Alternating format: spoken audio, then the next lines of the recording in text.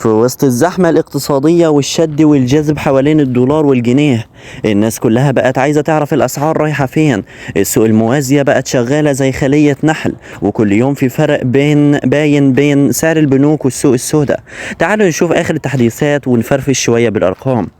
الأسعار كانت النهاردة كالتالي: الدولار الأمريكي 47.50 جنيه للشراء و48.50 جنيه للبيع. كل يوم عامل قلق كأنه نجم ترند. اليورو 55.73 للشراء و56.90 للبيع، ماسك نفسه بس لسه غالي. الجنيه الاسترليني 64.37 جنيه للشراء و65.72 جنيه للبيع، وهو كبير العيلة.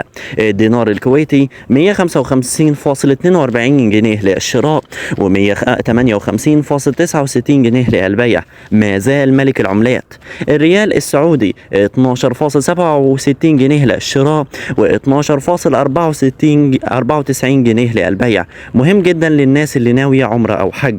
باقي العملات زي الليرة التركية، الروبل الروسي، الراند موجودة، بس خلينا نقول باختصار كل واحد ليه مزاجه. أسعار العملات زي الفرنك السويسري بيساوي 60.21 جنيه للشراء و60.41 جنيه للبيع. ال200 ياباني 32.58 جنيه للشراء و32.67 جنيه للبيع. الدرهم الإماراتي 13.8 للشراء و13.12 للبيع.